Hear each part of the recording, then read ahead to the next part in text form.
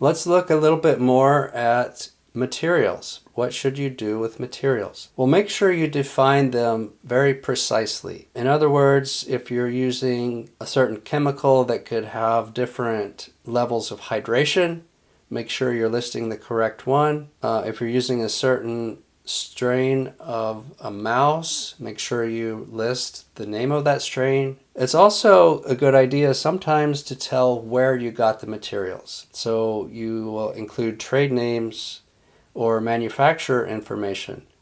But you only need to do this when the product is unique. It's only available from that specific manufacturer, or if getting it from that manufacturer distinguishes it from a different manufacturer. Use systematic names for chemical substances as needed. So there might be an abbreviation for a chemical substance, but on the first use, go ahead and spell out the exact long chemical name of that substance, just so there's no ambiguity. Also include information such as the total number of subjects or samples, the number of subjects receiving treatment, how the subjects or samples were selected, and any details about them at the time of treatment or data collection, such as the sex, the age, or whatever is important about those samples. Now, when we get into methods, a lot of times you'll talk about the equipment that you used. And just like with materials, you only need to include the manufacturer information if that equipment is different than the equipment produced by a different manufacturer.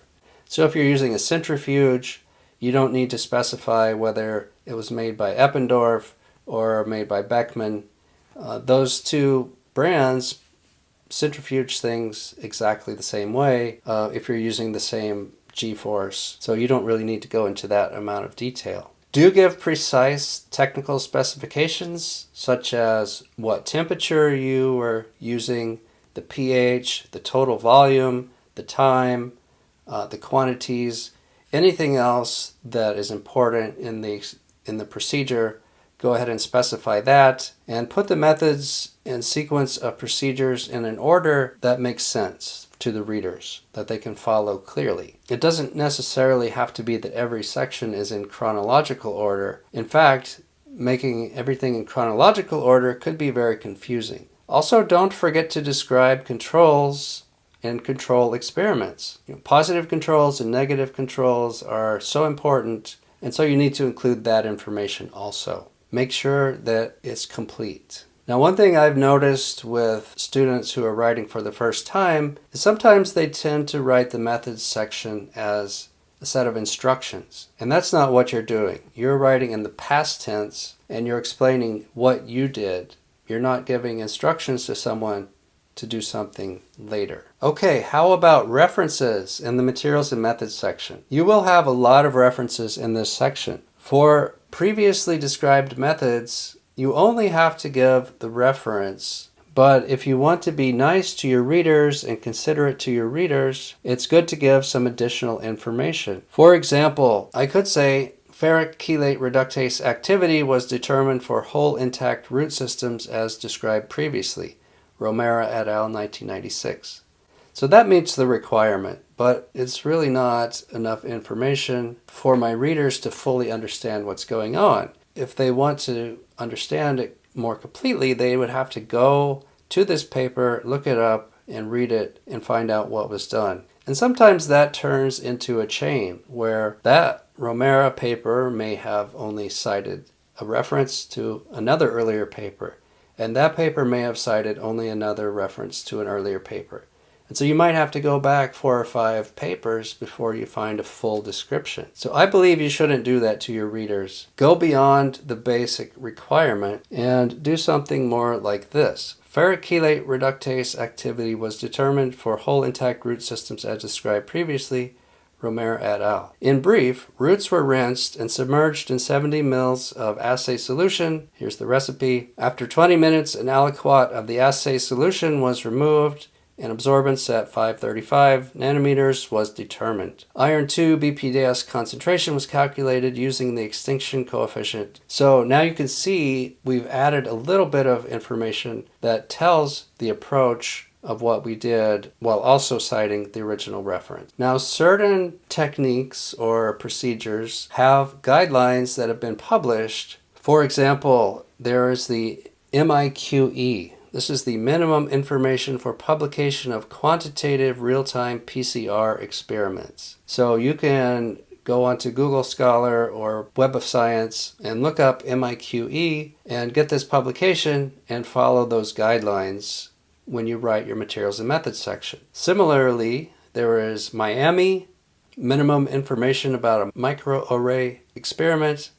There is MIGS, Minimum Information about a Genome Sequence.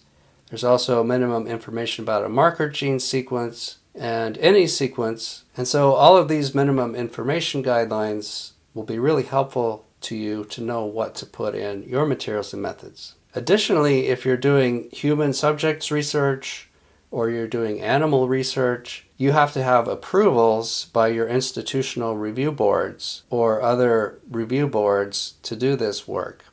And so you need to give that information, such as the permit number, in the materials and methods section also. Okay, we have arrived at the action list. And so this is your action list for the week for materials and methods. The first thing is you need to gather descriptions of all your research sites, gather all your protocols, and gather descriptions of your key materials, your genetic stocks, your cell lines, your chemicals, your seed stocks, whatever it is that you have. Fourth, make a list of any proprietary materials, including the manufacturer and their location. Make a list of all special equipment with the manufacturer and location. Describe the conditions for procedures that have specific conditions. This will be most of the procedures that you carried out. And then figure out how to organize the section to tell what you did and how you did it by using subheadings. So choose the subheadings that you're going to use in this materials and methods section. And then go ahead and write